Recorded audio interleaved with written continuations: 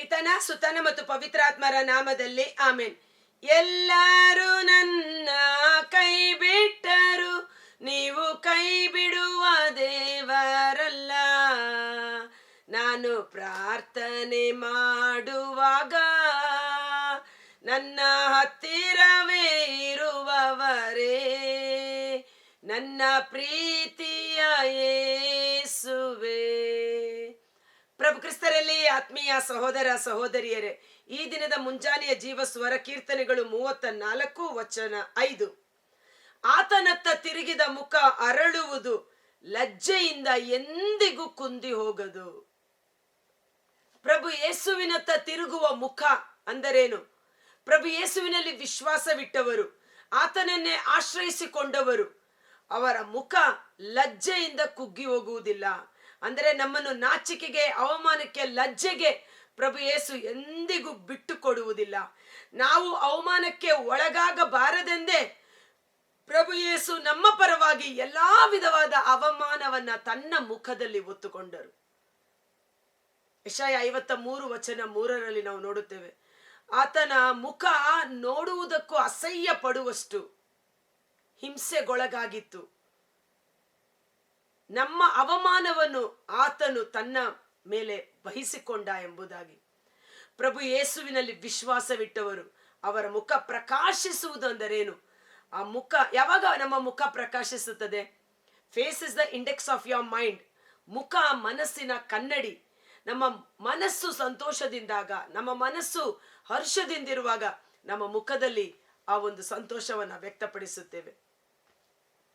ಯಾವ ಮನಸ್ಸು ದೇವರಲ್ಲಿ ವಿಶ್ವಾಸವಿಟ್ಟು ಧೈರ್ಯದಿಂದಿರುತ್ತದೋ ಅದು ಸೋತು ಹೋಗುವುದಿಲ್ಲ, ನಿರಾಶೆಗೆ ಒಳಗಾಗುವುದಿಲ್ಲ.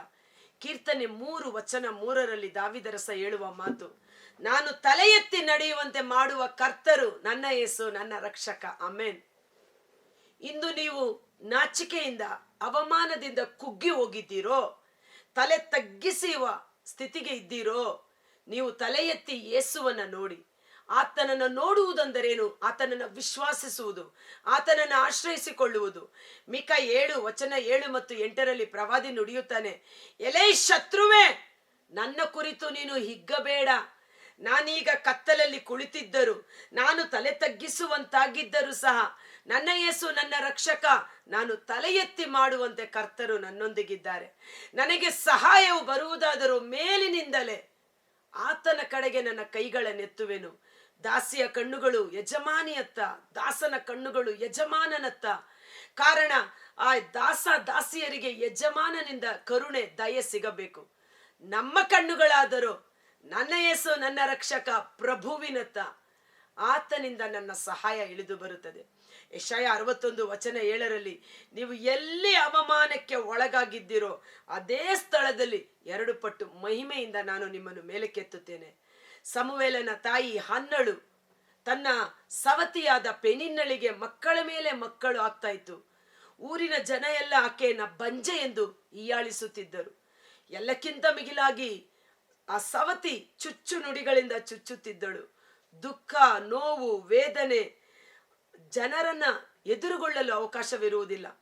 ಒಂದು ಸಹೋದರಿ, ಬಂಜೆಯಾಗಿದ್ದ ಸಹೋದರಿ ಹೇಳಿತು, ನಮ್ಮನ್ನ ಯಾವ ಫಂಕ್ಷನ್ಗೂ ಕರೆಯೋದಿಲ್ಲ ಸಿಸ್ಟರ್. ಯಾವ್ದಾದ್ರು ಫಂಕ್ಷನ್ಗೆ ಹೋಗಿ ಮಕ್ಕಳನ್ನ ನೋಡಿ ಆಸೆ ಆಗಿ ಆ ಮಗುನ ಎತ್ಕೊಳ್ಳೋಕೆ ಹೋದ್ರೆ ಅವಳಿಗೆ ಕೊಡಬೇಡ ಮಗುನ ಎಂದು ಮಗುನ ಎತ್ಕೊಂಡು ಹೋಗ್ಬಿಡ್ತಾರೆ. ನನಗೆ ಬಹಳ ದುಃಖ ಆಗ್ತಾ ಇತ್ತು. ಆದರೆ ನಾನು ಧ್ಯಾನ ಕೂಟದಲ್ಲಿ ಬಂದು ಭಾಗವಹಿಸಿ ನನ್ನ ದುಃಖ, ನನ್ನ ಅವಮಾನ, ನನ್ನ ನೋವು, ನನ್ನ ನಾಚಿಕೆಯನ್ನ ದೇವರಿಗೆ ಸಮರ್ಪಿಸಿ ಪ್ರಾರ್ಥನೆ ಮಾಡಿದೆ. ಪ್ರಭು ಯೇಸು ನನಗೆ ಅದ್ಭುತಕರವಾದ ಗಂಡು ಮಗುವನ್ನು ಕೊಟ್ಟು ಅದೇ ಊರಿನಲ್ಲಿ ನನ್ನನ್ನು ಆಶೀರ್ವಾದವಾಗಿ ಇರಿಸಿದ್ದಾರೆ ಎಂಬುದಾಗಿ. ಹೌದು ಪ್ರಿಯ ಸಹೋದರ ಸಹೋದರಿಯರೇ, ದೇವರಿಂದ ಅಸಾಧ್ಯವಾದುದು ಯಾವುದೂ ಇಲ್ಲ. ಸಮುವೇಲನ ತಾಯಿ ಹನ್ನಳು ದೇವರ ಸನ್ನಿಧಾನದಲ್ಲಿ ಕಣ್ಣೀರಿನಿಂದ ಗೋಳಾಡಿದಳು, ಆತನನ್ನೇ ದೃಷ್ಟಿಸಿದಳು, ಆತನಲ್ಲಿ ವಿಶ್ವಾಸವಿಟ್ಟಳು. ಆಕೆಯ ದುಃಖ ಸಂತೋಷವಾಗಿ ಮಾರ್ಪಾಡಾಯಿತು.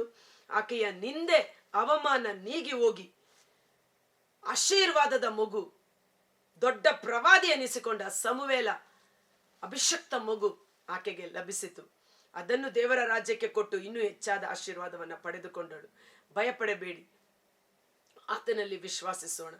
ಆತನನ್ನು ನೋಡುವವರು ಅವರ ಮುಖ ಪ್ರಕಾಶಿಸುವುದು. ವಿಮೋಚನ ಕಾಂಡ 34ನೇ ಅಧ್ಯಾಯ ವಚನ 29ರ ಮೇಲ್ಪಟ್ಟು ಒಂದು ಘಟನೆಯನ್ನು ನಾವು ನೋಡುತ್ತೇವೆ. ಮೋಶೆ 40 ದಿನ ಸೀನಾಯಿ ಪರ್ವತದ ಮೇಲೆ ದೇವರ ಸನ್ನಿಧಾನದಲ್ಲಿ ಕುಳಿತು ಅಲ್ಲಿಂದ ದೇವರು ಕೊಟ್ಟ ಜೀವೋಕ್ತಿಗಳನ್ನು ತೆಗೆದುಕೊಂಡು ಬೆಟ್ಟದಿಂದ ಕೆಳಗಡೆ ಇಳಿದು ಬರುವಾಗ ಇಸ್ರಾಯೇಲ್ ಜನರು ಅವನ ಮುಖದಲ್ಲಿ ಒಳೆಯುತ್ತಿದ್ದ ಕಾಂತಿ ಅಥವಾ ಪ್ರಕಾಶಮಯವಾದ ಬೆಳಕನ್ನು ನೋಡಲಾಗದೆ ಅವರು ಆಶ್ಚರ್ಯಚಕಿತರಾದರು. ಕಾರಣ ಮೋಶೆ ದೇವರ ಪ್ರಸನ್ನತೆಯಲ್ಲಿ ಕುಳಿತಿದ್ದ. ಹೇಗೆ ನಾವು ಹೊರಗಡೆ ಸೂರ್ಯನ ಬಿಸಿಲಿಗೆ ಹೋದರೆ ಸೂರ್ಯನ ಕಿರಣಗಳು ನಮ್ಮ ದೇಹವನ್ನ ಬಿಸಿ ಮಾಡುತ್ತವೆ, ಮನಸ್ಸಿಗೆ ಆಹ್ಲಾದ ಸಂತೋಷವನ್ನ ತರುತ್ತದೆ, ಒಂದು ಸೋಂಬೇರಿತನ ಬಿಡುಗಡೆ ಆಗುತ್ತದೆ ಅಲ್ವಾ ಆ ಸೂರ್ಯನ ಕಿರಣಗಳು.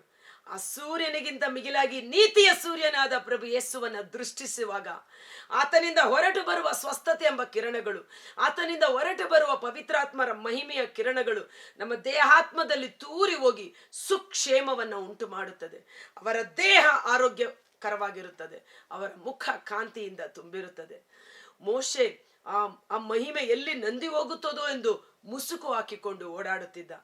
ನಾವಾದರೂ ಹೊಸ ಒಡಂಬಡಿಕೆಯ ಮಧ್ಯಸ್ಥರಾದ ಪ್ರಭು ಯೇಸುವಿನ ಮಕ್ಕಳಾಗಿದ್ದೇವೆ. ಲೂಕ 9:28ರಲ್ಲಿ ಪ್ರಭು ಯೇಸು ಬೆಟ್ಟದ ಮೇಲೆ ಹೋಗಿ ಪ್ರಾರ್ಥನೆ ಮಾಡಿದಾಗ ಶಿಷ್ಯರು ನೋಡುತ್ತಾ ಇದ್ದಾರೆ. ಅವರು ರೂಪಾಂತರಗೊಂಡರು. ಅವರ ಮುಖ ನಡು ಮಧ್ಯಾಹ್ನದ ಸೂರ್ಯನಂತೆ ಪ್ರಕಾಶಿಸುತ್ತಿತ್ತು. ದೇವರು ಯೇಸು ತಂದೆ ದೇವರೊಟ್ಟಿಗೆ ಪ್ರಾರ್ಥನೆಯಲ್ಲಿದ್ದ ಸಮಯದಲ್ಲಿ, ಹೌದಲ್ವಾ, ಆತನಲ್ಲಿ ವಿಶ್ವಾಸವಿಟ್ಟಾಗ ಅವರ ಬಟ್ಟೆಗಳೆಲ್ಲ ಹೊಳಪಾಗುತ್ತಿದ್ದವು. ಅದನ್ನು ಕಂಡು ಶಿಷ್ಯರು ಆಶ್ಚರ್ಯಚಕಿತರಾದರು. ಅವರ ಮುಖಚರ್ಯೆ ಬದಲಾಯಿತು. ನಾವೆಷ್ಟೋ ಬಾರಿ ಗಮನಿಸ್ತೇವೆ, ಧ್ಯಾನ ಕೂಟಗಳಿಗೆ ಪ್ರಾರ್ಥನೆಗೆ ಬರುವಾಗ ದುರಾತ್ಮ ಪೀಡಿತರಾಗಿ ಹೀಗೆಲ್ಲಾ ಬರ್ತಾರೆ. ಪ್ರಾರ್ಥನೆ ಮಾಡಿ ಅಭಿಷೇಕ ಪಡೆದುಕೊಂಡ ನಂತರ ಅವರ ಮುಖದಲ್ಲಿ ಒಂದು ಪ್ರಕಾಶ, ಅವರ ಶರೀರದಲ್ಲಿ ಬಿಡುಗಡೆ, ಸಂತೋಷದಿಂದ ಅವರು ಮರಳಿ ಹೋಗುವವರಾಗಿದ್ದಾರೆ. ಸೊ ಆತನನ್ನು ದೃಷ್ಟಿಸುವವರು ಪ್ರಕಾಶಿಸುವರು. ನಿಮ್ಮ ಮುಖ ಕಾಂತಿಯಿಂದ ಬೆಳಗಬೇಕೇ? ಇಗೋ ಇಲ್ಲಿದೆ ಅದಕ್ಕೆ ಸೀಕ್ರೆಟ್. ಏನು? ದೇವರ ಪ್ರಸನ್ನತೆಯಲ್ಲಿ ಕುಳಿತುಕೊಳ್ಳಿರಿ. ದೇವರ ವಾಕ್ಯವನ್ನ ಲಕ್ಷ್ಯವಿಟ್ಟು ಧ್ಯಾನಿಸುವವನು, ಅದನ್ನು ನೋಡುವವನು ರೇಡಿಯಂಟ್ ಅಂದ್ರೆ ಪ್ರತಿಬಿಂಬಿಸುತ್ತಾನೆ. ಬೆಳಕು ಬೆಳಗಿಸುವ ವಸ್ತುಗಳು ಕಂಗೊಳಿಸುತ್ತದೆ. ಈಗ ಸೂರ್ಯನ ಬೆಳಕಿನಿಂದ ನಕ್ಷತ್ರಗಳು ಕಂಗೊಳಿಸುತ್ತದೆ. ಕತ್ತಲೆ ತುಂಬಿರೋ ಸ್ಥಳದಲ್ಲಿ ಒಂದು ಟಾರ್ಚ್ ಲೈಟ್ ಹಾಕಿದ್ರೆ ಆ ಲೈಟ್ ಹೋಗಿ ಬೀಳುವ ಸ್ಥಳವೆಲ್ಲ ಪ್ರಕಾಶಮಯವಾಗುತ್ತದೆ. ಪ್ರಭು ಯೇಸು ಜೀವದ ಬೆಳಕು, ನಾನೇ ಈ ಲೋಕಕ್ಕೆ ಬೆಳಕಾಗಿದ್ದೇನೆ ಎಂದು ನುಡಿದಿರುವ ಪ್ರಭು, ಆತನನ್ನ ದೃಷ್ಟಿಸುವಾಗ ಆತನ ಬೆಳಕು ನಮ್ಮಲ್ಲಿ ಪ್ರತಿಬಿಂಬಿಸುತ್ತದೆ, ರಿಫ್ಲೆಕ್ಟ್ ಆಗುತ್ತದೆ. ಆ ರೂಪಾಂತರದ ಶಕ್ತಿ ನಮ್ಮಲ್ಲಿ ಕಾರ್ಯ ಮಾಡುತ್ತದೆ. ಆದ ಕಾರಣ ದೇವರ ಪ್ರಸನ್ನತೆಯಲ್ಲಿ ನಮ್ಮ ಸಮಯವನ್ನ ಸದ್ವಿನಿಯೋಗ ಪಡಿಸೋಣ. ಅನೇಕರು ಬ್ಯೂಟಿ ಪಾರ್ಲರ್ಗೆ ಹೋಗ್ಬೋದು ಅಥವಾ ಬೇರೆ ಬೇರೆ ಐಟಮ್ಸ್ನ ನೀವು ಯೂಸ್ ಮಾಡ್ಬೋದು. ಆದರೆ ಪರಮ ಪ್ರಸಾದದಲ್ಲಿ ನಿಮ್ಮ ಬಿಡುವಿನ ಸಮಯದಲ್ಲಿ ಆತನ ಸನ್ನಿಧಾನದಲ್ಲಿ ಬಂದು ಕುಳಿತುಕೊಳ್ಳಿ. ಆತನ ಪ್ರಸನ್ನತೆಯಲ್ಲಿ ಎಲ್ಲವೂ ರೂಪಾಂತರಗೊಳ್ಳುವುದು. ನಾಚಿಕೆಗೆ, ಲಜ್ಜೆಗೆ, ಅವಮಾನಕ್ಕೆ ನಮ್ಮನ್ನೆಂದಿಗೂ ದೇವರು ಗುರಿಪಡಿಸುವುದಿಲ್ಲ. ಓಕೆ, 6ನೇದು, ನಿರ್ಗತಿಕನು ಮೊರೆಯಿಡಲು ಪ್ರಭು ಕಿವಿಗೊಟ್ಟನು, ಸರ್ವ ಆಪತ್ತಿನಿಂದ ಅವನು ಮುಕ್ತಗೊಂಡನು. ಸರ್ವ ಆಪತ್ತು ಅಂದ್ರೇನು? ಎಲ್ಲಾ ಕೇಡುಗಳಿಂದ, ಎಲ್ಲಾ ಸಂಕಷ್ಟಗಳಿಂದ ದೇವರು ಅವನನ್ನ ಬಿಡುಗಡೆ ಮಾಡಿದನು. ಯಾರಿಗೆ? ನಿರ್ಗತಿಕನು, ನನಗೆ ಯಾರೂ ಇಲ್ಲ ಎಂದು ತೊಳಲಾಡುವವರಿಗೆ. ಈ ಕೀರ್ತನೆ 34 ದಾವಿದನ ಕೀರ್ತನೆ. ಯಾವ ಸಮಯದಲ್ಲಿ ಆತ ಇದನ್ನ ಬರೆದುದು ಅಂತ ನಾವು ನೋಡೋದಾದರೆ ಒಂದು ಅದ್ಭುತಕರವಾದ ಘಟನೆ ನಡೆಯುತ್ತೆ ಬೈಬಲಲ್ಲಿ. ದಾವಿದನ ಜೀವಿತದಲ್ಲಿ 1 ಸಮುವೇಲ 21ನೇ ಅಧ್ಯಾಯದಲ್ಲಿ. ಚೆನ್ನಾಗಿ ಕೇಳಿಸ್ಕೊಳ್ಳಿ.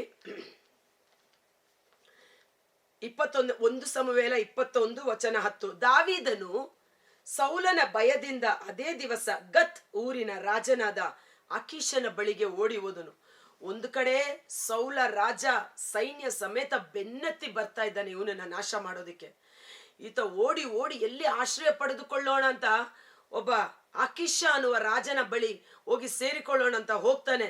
ಆದರೆ ಆ ಅಕೀಷನು ಈಗಾಗಲೇ ದಾವೀದನ ಮೇಲೆ ಕೋಪೋದ್ರಿಕ್ತನಾಗಿ, ದಾವೀದನ ಮೇಲೆ ಮತ್ಸರಗೊಂಡಿದ್ದ ವ್ಯಕ್ತಿಯಾಗಿದ್ದ. ಇದು ದಾವೀದನಿಗೆ ಗೊತ್ತಿಲ್ಲದೆ ಅವನ ಬಳಿ ನನಗೆ ಆಶ್ರಯ ಸಿಗಬಹುದೆಂದು ಓಡಿ ಹೋಗುವ ಸಮಯ. ಓಕೆ, ಅಕೀಷನ ಸೇವಕರು ಸೌಲನು ಕೊಂದನು 1000 ಗಟ್ಟಳೆ, ದಾವೀದನು ಕೊಂದನು 10,000 ಗಟ್ಟಳೆ ಎಂಬುದಾಗಿ ಮಹಿಳೆಯರು ಕುಣಿಯುತ್ತಾ ಹಾಡಿದ್ದು ಇವನನ್ನು ಕುರಿತಲ್ಲವೇ ಎಂದು ಮಾತನಾಡಿಕೊಂಡರು. ದಾವೀದ ಆ ಊರಿನೊಳಗೆ ಕಾಲಿಟ್ಟ ಕೂಡಲೇ ಜನ ಮಾತನಾಡ್ಕೋತಾರೆ, ಸೌಲ 1000 ಜನನ ಕೊಂದ, ದಾವೀದ 10,000 ಕೊಂದರು ಅಂತ ಹೇಳ್ತಾರಲ್ಲ, ಅವನೇ ಇವನು, ಅವನೇ ದಾವೀದ ಎಂದು ಎಲ್ಲರೂ ಆಶ್ಚರ್ಯಚಕಿತರಾಗಿ ನೋಡ್ತಾ ಇರ್ತಾರೆ.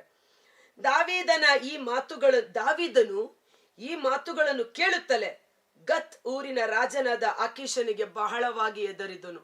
ಓಹೋ, ಸೌಲನಿಗೆ ಆಕೀಷ ಸ್ನೇಹಿತ, ಈಗ ನಾನು ಇವನ ಬಳಿ ಆಶ್ರಯ ಪಡೆದುಕೊಳ್ಳಲು ಬಂದು ಬಿಟ್ಟನಲ್ಲ ಎಂದು ದಾವೀದನಿಗೆ ಸ್ವಲ್ಪ ಭಯ ಆಗುತ್ತದೆ. ಅದಕ್ಕೆ ಈ ಕೀರ್ತನೆ, ನಿರ್ಗತಿಕನು ಮೊರೆ ಇಡಲು, ನಿರ್ಗತಿಕರು ಪ್ರಭು ಯೇಸುವಿನಲ್ಲಿ ಪ್ರಾರ್ಥಿಸಲು, ಸರ್ವ ಆಪತ್ತಿನಿಂದ ದೇವರಿಂದ ನಮ್ಮನ್ನು ಬಿಡಿಸಲಾಗದೇ ಇರುವ ಸಮಸ್ಯೆ ಯಾವುದೂ ಇಲ್ಲ.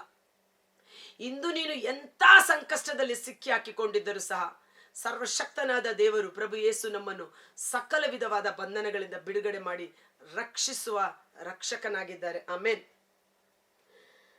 ಅವನ ಸೇವಕರ ಮುಂದೆ ತನ್ನ ಬುದ್ಧಿಯನ್ನು ಮಾರ್ಪಡಿಸಿಕೊಂಡು ಗಡ್ಡದ ಮೇಲೆಲ್ಲ ಜೊಲ್ಲು ಸುರಿಸುತ್ತಾ ಕದಗಳ ಮೇಲೆ ಗೀಚುತ್ತಾ ತನ್ನನ್ನು ಹುಚ್ಚನಂತೆ ತೋರ್ಪಡಿಸಿಕೊಂಡನು. ದಾವೀದ ಒಬ್ಬಂಟಿಯಾಗಿದ್ದಾನೆ. ಆಕೀಷ ಮೊದಲೇ ಸೌಲನಿಗೆ ಸ್ನೇಹಿತ. ಆಕೀಷನಿಗೆ ದಾವೀದನ ಮೇಲೆ ಕೋಪಾವೇಶವಿತ್ತು. ಇಂಥ ಸಮಯದಲ್ಲಿ ನಾನು ದಾವೀದ ಎಂದು ಗೊತ್ತಾದರೆ ಕೊಚ್ಚಿ ಹಾಕ್ತಾರೆ ಅಂತ ತಿಳಿದು ಏನ್ ಮಾಡ್ತಾನೆ, ಇಮ್ಮಿಡಿಯೇಟ್ ಆಗಿ ಜೊಲ್ಲು ಸುರಿಸುತ್ತಾ ತಲೆ ಕೆರ್ಕೋತಾ ಹುಚ್ಚನ ರೀತಿಯಲ್ಲಿ ನಟನೆ ಮಾಡ್ತಾನೆ. ಅದಕ್ಕೆ 1 ಕೊರಿಂಥ 10:13 ನಾವು ನೋಡುತ್ತೇವೆ, ಮಾನವರಿಂದ ಜಯಿಸಲಾಗದ ಶೋಧನೆಗಳೇನು ನಮಗೆ ದೇವರು ಕೊಡುವುದಿಲ್ಲ.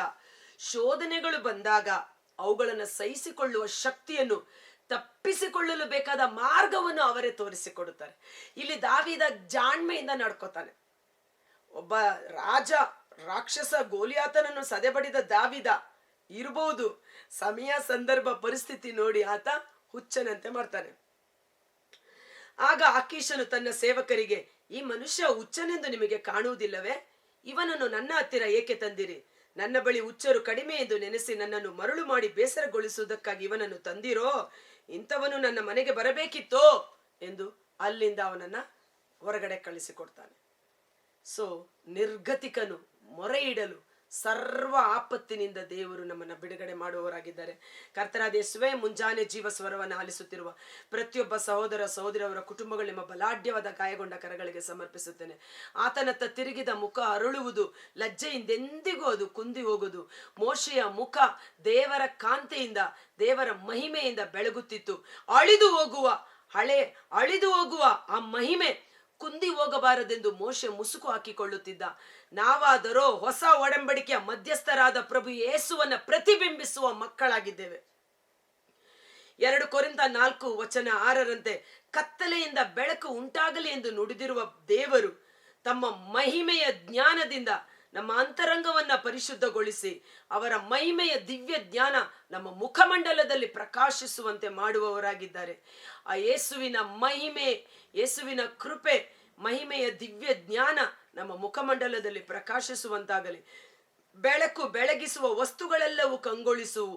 ಸತ್ತವನೇ, ನಿದ್ರೆ ಮಾಡುವವನೇ, ಎದ್ದೇಳು, ಪ್ರಭುವಿನ ಬಳಿಗೆ ಬಾ. ಆತನು ನಿನಗೆ ನಿತ್ಯ ಬೆಳಕನ್ನು, ಪ್ರಕಾಶವನ್ನು ನೀಡುವನು. ದೇವರ ಮಹಿಮೆಯ ಪ್ರಕಾಶ, ದೇವರ ಮಹಿಮೆಯ ಬೆಳಕು, ಸೌಲನಲ್ಲಿ ಕಾರ್ಯ ಮಾಡಿದಂತ ಪವಿತ್ರಾತ್ಮರ ಬೆಳಕು ನಮ್ಮ ಹೃನ್ಮನಗಳಲ್ಲಿ ಕಾರ್ಯ ಮಾಡಲಿ. ಸರ್ವಾಪತ್ತಿನಿಂದ ದೇವರು ನಿರ್ಗತಿಕರನ್ನ ಬಿಡುಗಡೆ ಮಾಡುವವರಾಗಿದ್ದಾರೆ. ಧೈರ್ಯದಿಂದಿರಿ, ಭಯಪಡಬೇಡ, ಹೆದರಬೇಡ. ನಾನೇ ನಿನ್ನ ದೇವರು, ನಿನ್ನನ್ನು ರಕ್ಷಿಸುತ್ತೇನೆ. ನನ್ನ ನೀತಿಯ ಹಸ್ತದಿಂದ ನಿನ್ನನ್ನು ಮುನ್ನಡೆಸುತ್ತೇನೆ. ಲೋಕಾಂತ್ಯದವರೆಗೂ ನಾನು ನಿಮ್ಮೊಡನೆ ಇರುತ್ತೇನೆ ಎಂದು ವಾಗ್ದಾನ ಮಾಡಿದ ಪ್ರಭು ಯೇಸು. ಯೆಹೋವ ದೇವರು ನಮ್ಮೊಂದಿಗೆ, ಇಮ್ಯಾನ್ಯುವೇಲ್, ದೇವರು ನಮ್ಮೊಂದಿಗೆ, ಪರಿಶುದ್ಧಾತ್ಮರು ನನ್ನೊಂದಿಗೆ. ಈ ಲೋಕದಲ್ಲಿರುವ ದುರಾತ್ಮನಿಗಿಂತಲೂ ದುಷ್ಟಶಕ್ತಿಗಳಿಗಿಂತಲೂ ನನ್ನೊಡನೆಯೂ ನನ್ನೊಳಗೂ ವಾಸ ಮಾಡುವ ಪರಿಶುದ್ಧಾತ್ಮರು ಬಲಾಢ್ಯರಾಗಿದ್ದಾರೆ. ಆ ಪರಿಶುದ್ಧಾತ್ಮರು ನಮ್ಮನ್ನ ಅಭಿಷೇಕದಲ್ಲಿ ಮುನ್ನಡೆಸಲ್ಪಡುವಂತೆ ಈ ದಿನ ನಿಮ್ಮನ್ನು ಕಾಡುತ್ತಿರುವ ಎಲ್ಲ ಬಂಧನಗಳು, ಕಟ್ಟುಗಳು, ಭಯಭೀತಿಯ ದುರಾತ್ಮಗಳು ಬಿಡುಗಡೆಯಾಗಲಿ. ಧೈರ್ಯವುಳ್ಳ, ಬಲವುಳ್ಳ, ಸುಜ್ಞಾನವುಳ್ಳ, ಶಕ್ತಿ ಸಾಮರ್ಥ್ಯವುಳ್ಳ ಪರಿಶುದ್ಧಾತ್ಮರು ನಿಮ್ಮಲ್ಲಿ ಅಭಿಷೇಕವಾಗಿ ತುಂಬಿಸಲ್ಪಡಲಿ. ಶೋಧನೆಯನ್ನು ಜಯಿಸಲು ಬೇಕಾದ ಶಕ್ತಿಯನ್ನು, ಅದರಿಂದ ತಪ್ಪಿಸಿಕೊಳ್ಳಲು ಬೇಕಾದ ಮಾರ್ಗವನ್ನು ದೇವರು ನಮಗೆ ಅನುಗ್ರಹಿಸಿ ನಮ್ಮ ವಿಶ್ವಾಸದ ಹೋರಾಟ ಜಯಶಾಲಿಗಳನ್ನಾಗಿ ಮಾರ್ಪಾಡಾಗುವಂತೆ ಯೇಸುವಿನ ಅದ್ಭುತಕರವಾದ ನಾಮದಲ್ಲಿ ಪ್ರಾರ್ಥಿಸಿ ಬೇಡಿ ಹೊಂದಿಕೊಳ್ಳುತ್ತೇವೆ. ಆಮೆನ್. God bless you. ದೇವರು ನಿಮ್ಮನ್ನು ಹೆಚ್ಚಾಗಿ ಆಶೀರ್ವದಿಸಲಿ. ದಾವಿದ ಹೇಳಿದ ರೀತಿಯಲ್ಲಿ ನಿರ್ಗತಿಕನು ಮೊರೆ ಇಡಲು ಪ್ರಭು ಸರ್ವ ಆಪತ್ತಿನಿಂದ ನಮ್ಮನ್ನು ಬಿಡುಗಡೆ ಮಾಡುವವರಾಗಿದ್ದಾರೆ. ನನ್ನ ಯೇಸು ನನ್ನ ರಕ್ಷಕ. ಆಮೇನ್. ಧೈರ್ಯದಿಂದಿರಿ. Thank you. ಈ ವಿಡಿಯೋ ಲಿಂಕನ್ನು ಪರರಿಗೂ ಶೇರ್ ಮಾಡಿ.